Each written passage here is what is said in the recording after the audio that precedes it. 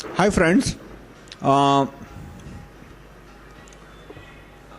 today is 26 September. This video is on Reserve Bank of India and money supply. Chapter 23 of Right to Recall Party Manifesto. Right to Recall Party Manifesto, you can download it from my Google Docs account. You can also access it from rahulmehta.com/301.htm. I repeat, rahulmehta.com/301.htm. Chapter 23, Reducing Inflation, Improving RBI. Now this chapter is very technical. It deals with money supply, currency, what is rupee, how is rupee manufactured in India, and so forth. So this is very technical in nature. The numbers are important. If you want to understand the most important concept in economics, rupee, most important concept in Indian economics, then I request you to download this book, rahulmehta.com/301.htm. While you are watching this video, I request you to keep this chapter open, chapter 23. And also I request you to take paper and pencil in your hand and do some calculations. You can pause the video, do the calculations. But this is very interesting. It is very important concept, the most important concept in Indian economy, how rupee is manufactured. And it is bit technical in nature. You don't have to know even 11th class mathematics, 8th class mathematics is sufficient, but some calculations will be necessary. So first, what is rupee? You will be surprised to know that there is no legal definition for rupee. We believe in rule of law, but you ask any lawyer, you ask any economist that don't give me economics textbook definition of rupee. Show me a Government of India document which defines rupee. For example, if you open Indian Penal Code, you will see definition of many things. What is punishment, what is judge, what is court, a lot of things are defined. Of course, not everything can be defined to the last level of detail. Lot of things are understood.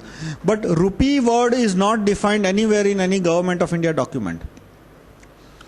Why is it important that rupee manufacturing? Reserve Bank of India says, there is a link that is given here, rahulmehta.com/data.001.pdf. And then in this chapter 23, I have given other links which directly will take you to Reserve Bank of India website. In RBI website, you will see that RBI says that rupee in India is so much. For example, to quote RBI document, rupee volume in April 2010 was 55,79,566 crore. That is roughly 55 lakh crore rupees. So how did Reserve Bank of India arrive at this number is explained. But RBI has not given any definition by which it can be legally ascertained that this is the legal value of definition. Now comes the second part. That RBI document says that 55,79,567 lakh crore rupees were there in April 2010. So who manufactured it? We generally believe that Reserve Bank of India manufactures the rupee. But same document, you will see, I have given two RBI documents link. The same document you will see that RBI notes. This is what we call as RBI note. So is 55 lakh manufactured by, all of it is manufactured by RBI. I use the word manufacturing. Economists hate the use of word manufacturing. They say that money should, with money they want to use respectable word like issue or print or created. It's a con game. As of now in India, rupee is a con game and they want to make it sound like a brain surgery. So they will use all the fancy words like issued and created. I use a plain simple word. With human beings I use the word birth. For cow I use the word birth. and for everything else I use the word manufacture, whether apple or chicken or bullock or whether buffalo or rupee or table or whatever, I use the word manufacture. So if Reserve Bank of India says that 55 lakh crore rupees are there in economy in April 2010, then my question is that who manufactured this rupee? So we think that Reserve Bank of India manufactured the rupee as I showed. This is the rupee as manufactured by RBI. Well, RBI document itself says that RBI has manufactured only 8 lakh crore rupees. Then who manufactured remaining rupees? 55 minus 8, that is roughly 47 lakh crore rupees, and that is the question we have to answer. See, economists will give you the process. Tell the economist, meet an economist professor, tell me the process later. First give me the name of the manufacturer, that I want to know the name of the manufacturer, that who manufactured how much of the rupees. And after that we will try to understand the process. So,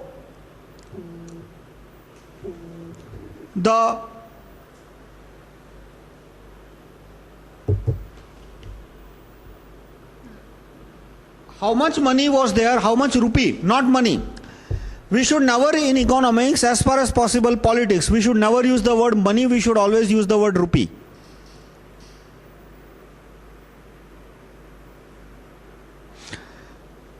How much rupee was there in India? 64 crore in 1951. 64 crore.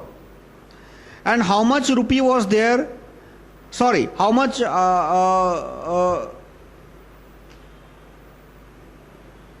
rupee was there in India? I'm sorry, not 64 crore. 2,330 crore. And how much money rupee was there in April 2010? It was 55 lakh 79,000 crore. Now, Reserve Bank of India will never give rupee as per capita number. I'll give you two numbers.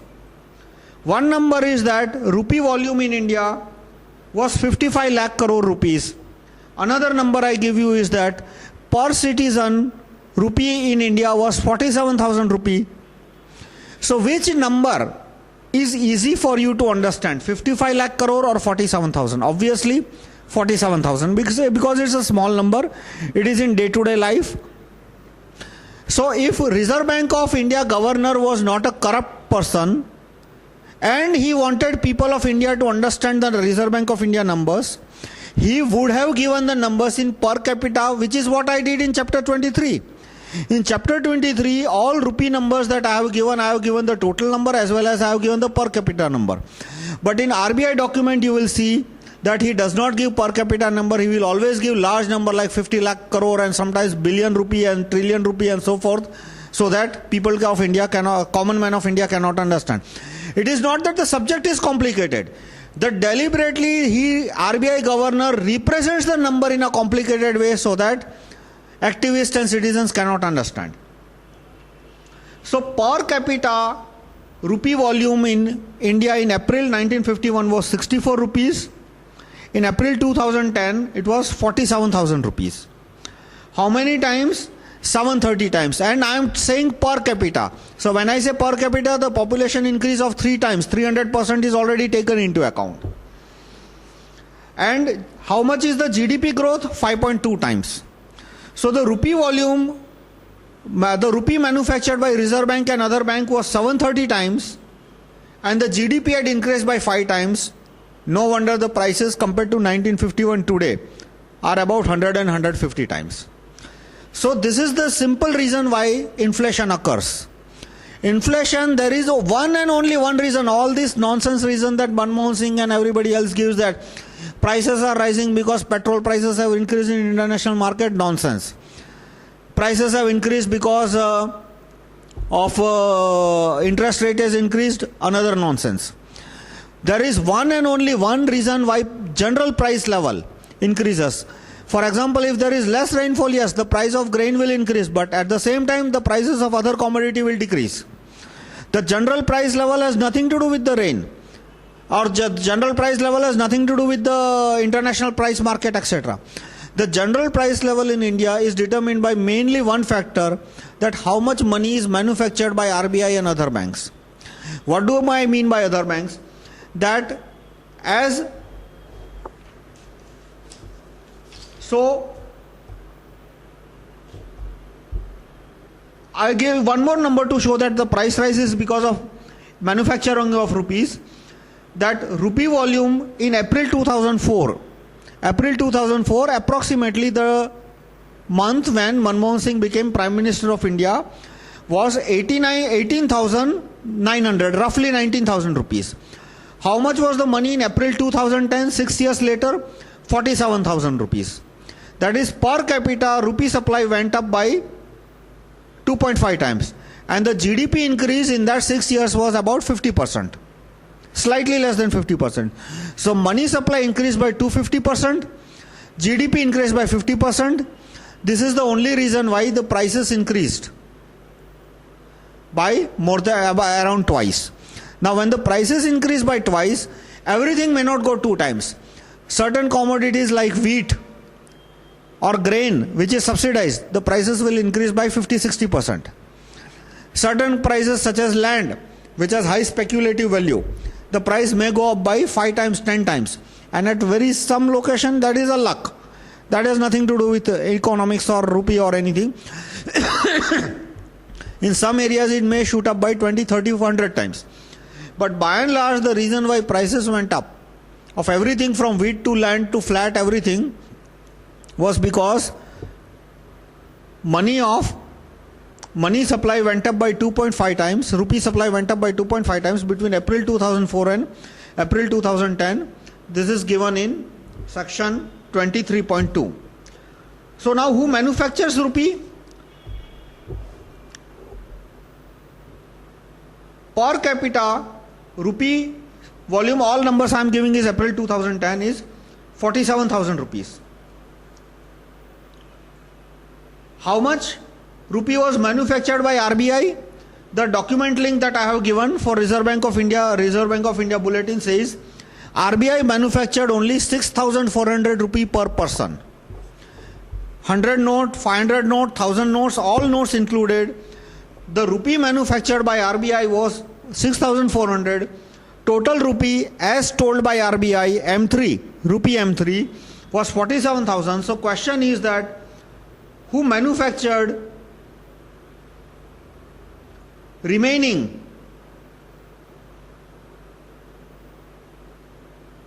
rupees? So remaining rupees is comes out to be about 34,000 rupees per citizen. Now some chiller is manufactured by Finance Ministry. Finance Ministry manufacture coins, but that's only 92 rupees. Let us say 100 rupees per citizen. Now sometimes RBI also manufactures rupees in terms of RBI deposit. For example, let us say State Bank of India deposits old notes, soiled notes of 100 rupee. And then RBI will say, okay, do you want brand new notes? State Bank of India say no. Why? Because they already have sufficient notes. So such case, RBI will just give a deposit certificate or make an entry that SBI has deposited so much money. That is also as good as printing the currency note. Because anyone who is having RBI deposit can go to RBI and say that I want currency notes, and RBI will give him currency notes. But altogether, even that adds up to 9,400. 6,400 is currency note, RBI deposit is another 3,000 rupees per citizen of India. Together it is 9,400. But total rupee manufactured was 47,000. So who manufactured remaining roughly 36,000 rupees per citizen? And that rupee is manufactured by different banks such as State Bank of India, Dena Bank, Bank of Baroda, including private banks such as HDFC, ICICI, etc. Now there is nothing illegal going on here. RBI has given license to these banks to manufacture rupee M3. See, they cannot manufacture rupee in form of currency note. The way SBI, Dena Bank, HDFC, etc. manufacture rupee M3 is that they will directly add it on passbook or they will give a fixed deposit certificate. The fixed deposit certificate, let us say I have got SBI fixed deposit certificate of 25 lakh rupees. For all practical purpose, it is as good as 25 lakh rupees minus 50,000 or 1 lakh. Minus. Small amount, 2 to 5%, at most 2 to 4%. Why? Because any day I can go and tell SBI that here is the FD, give me cash. They may take a delay of 1 or 2 days to process it. That is another thing. But SBI will immediately give me cash. If they don't, whole India is sunk. Suppose SBI starts telling no to people that we will not honor your fixed deposit today, come after 1 year or whenever the FD matures, then trust me, whole India is sunk. Then SBI FD is worthless and so is the RBI rupee currency note is worthless. So for all practical purpose, moment you give 25 lakh rupee or 100 crore FD to SBI and say that I want currency notes, they may deduct 1 or 2% as applicable. Immediately they will give you deposit in the savings account, and in savings account you say I want cash in RBI note. Next day they will give you RBI notes. What if SBI runs out of notes? Then RBI has power to give loan to SBI.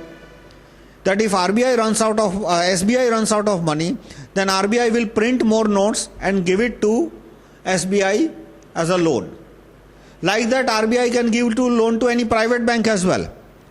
So if RBI wants that bank to sink, then fine, then RBI will refuse to give loan and other banks will also refuse to go, and that's another matter. But assuming that government does not want a bank to die, then RBI or Finance Ministry or SBI or some other bank will give unlimited loan to that bank, practically unlimited loan to that bank, and that bank will manage to get the currency, and finally he will get the currency. So for all practical purpose, a fixed deposit certificate of a nationalized bank or a powerful private bank. A powerful private bank is as good as currency. So how these notes are manufactured by RBI, SBI? The process told by economists is a nonsense. Economists will tell this procedure in their textbook that RBI printed 1,000 rupees, government gave it to some person, so far so good, then person gave it to SBI, then SBI will give a loan of 900, then that person will come back and put the 900, and like that money multiplier comes. There is no rule that RBI has to do all these 50 transactions. Moment you put 1,000 rupee note in the SBI as per existing government loan, SBI is authorized to give a loan of 20,000. How? By adding an entry in the passbook of the loan receiver. When you get loan from a bank, how does that loan come? It can come in form of cash or any form, but 99% of the people who take loan, they take the loan in form of an entry in current book, in their current account or their savings account. What is money rupee volume? Rupee volume is you add up all the accounts, savings account, current account, fixed deposit, accrued interest, currency note printed by the bank, add up all the numbers, divide it by population of India, and there you get per capita rupee volume. So what is per capita rupee volume? As of in April 2007, it was 47,000. Right now it is about 60,000 existing. So about 80% of the rupee is manufactured by SBI, Dena Bank and some private banks, about 10% by private bank. In India, nationalized bank manufacture about 70% of the rupee, RBI manufactures about 20% of the rupee, and private banks manufacture about 10% of the rupee, not in the form of currency note. In currency note, 100% rupee is manufactured by RBI, but in form of fixed deposit certificate and in form of savings deposit and current account deposit. The banks have, private banks have manufactured about 80% of the money. So, who gets the newly manufactured money? That is where the wealth stealing occurs. When RBI prints money, RBI gives that money to Government of India. So whatever theft that goes on, I will not blame RBI for that particular theft. I'll blame Government of India, because RBI, they print the 100 rupee note and next day they send it to government, Finance Ministry. So RBI's books are relatively clean, but RBI is the controlling authority over SBI and other banks. So that part is definitely not clean. That part is full of corruption. But RBI in its own dealing remains relatively a clean agency. So RBI, now when that note comes to SBI, the SBI is 1,000 rupees deposited in SBI in currency form, RBI currency form. The SBI will issue a loan of about 18,000 to 19,000. Right now CRR is 5%. Who will get that 19,000 rupees? That's where bulk of the corruption is there.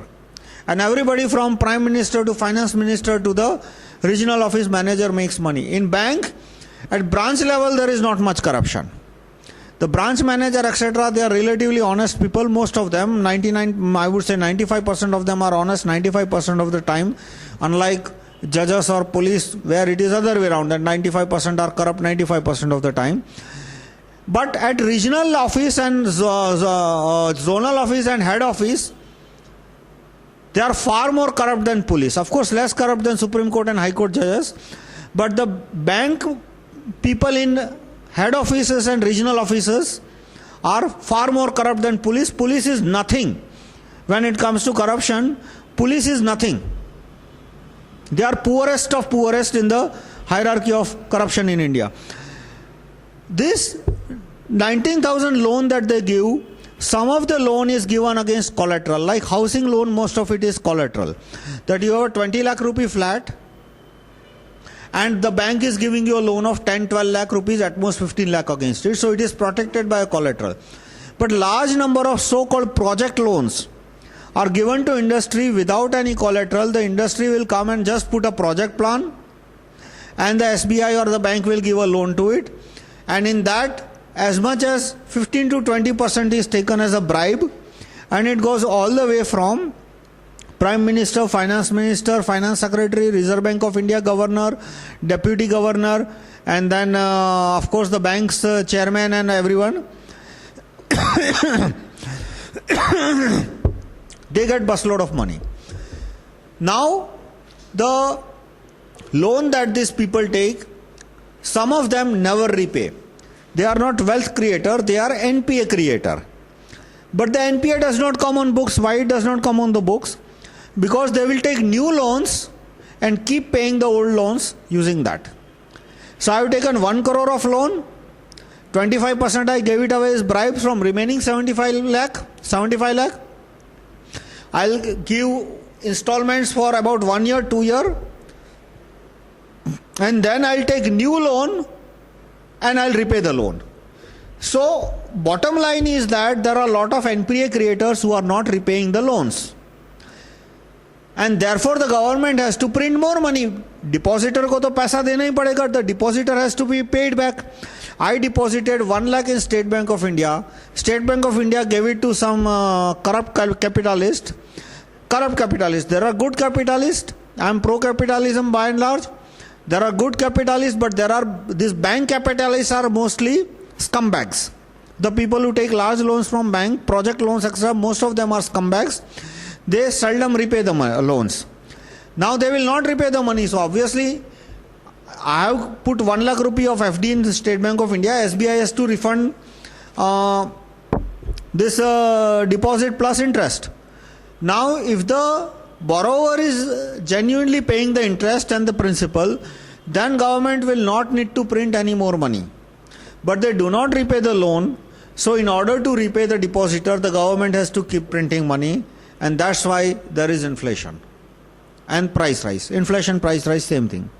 So how does the increase in money volume, rupee volume, how does increase in rupee volume result in increase in prices? Let us say we are 20 people and all of us have 100 rupee in the note, in our pocket. We get 100 rupee every day from labor, whatever we do. And all of us buy meat and, milk and vegetables and everything. So we buy vegetables or milk. Now, how does the milkman decide the price? Everybody, I'm just giving milkman as an example. The way milkman will say is that, okay, let me sell milk at 50 rupees per liter. So he sells milk at 50 rupees per liter. In the evening, he sees that customers were waiting for milk and he ran out of milk.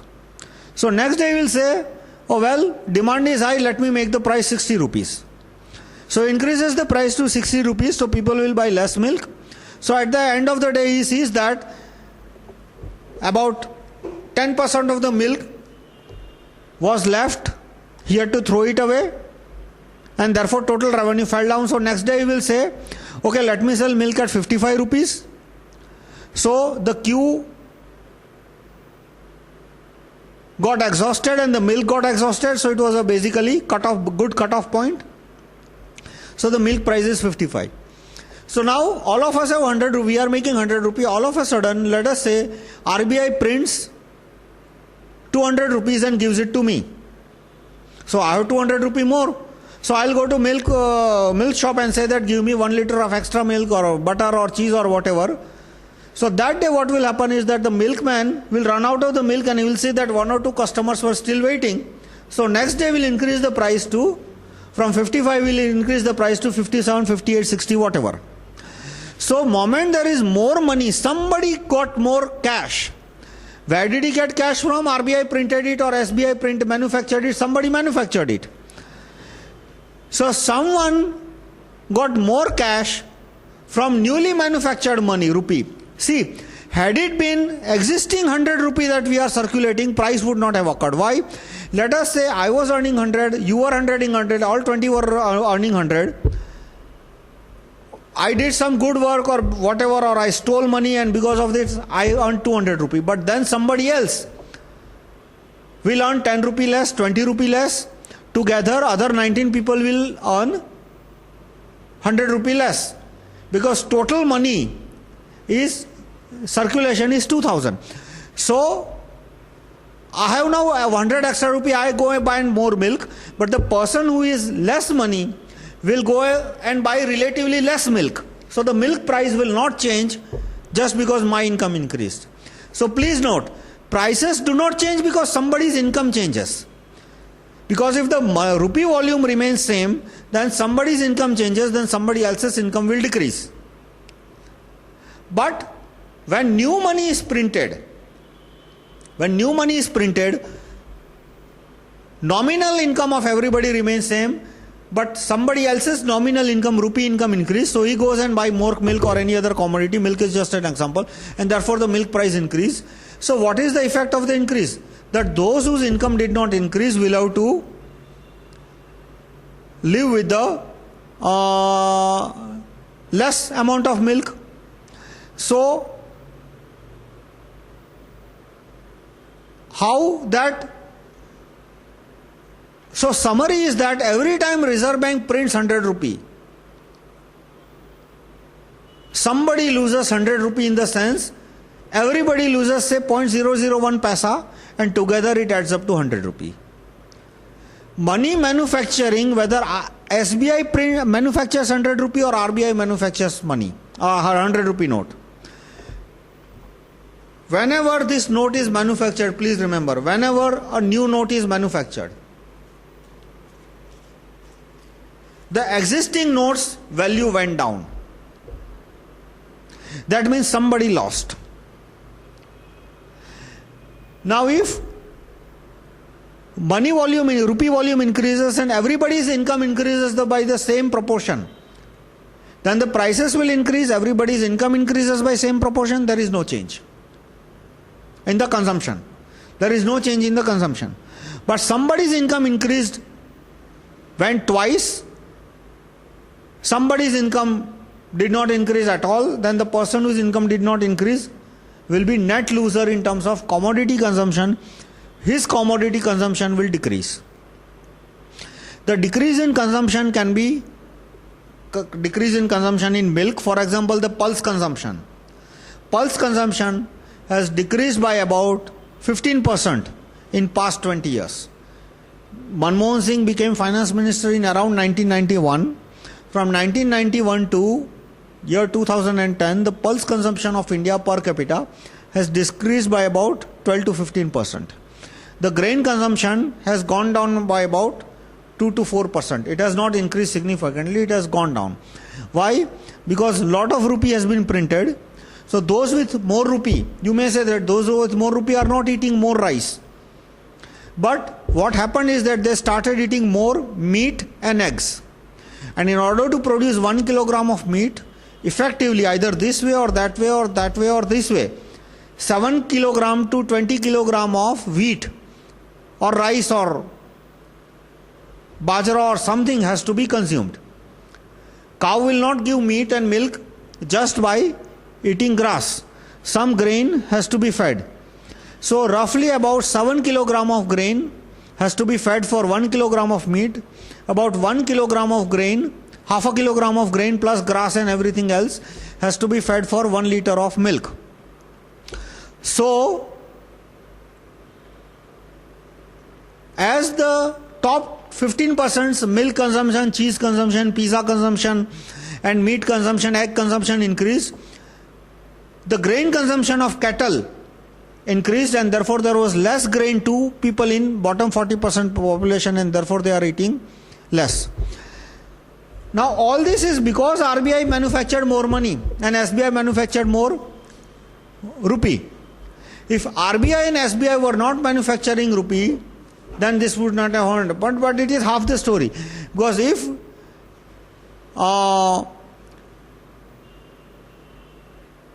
let us say some big business family takes a loan of 50,000 crore and they don't repay, then 50,000 crore rupee has to be manufactured by SBI or RBI or somebody. Why? Because the depositors have to be paid in time. So only way to reduce the rupee manufacturing is by ensuring that bad loans do not happen to begin with. How can we stop that?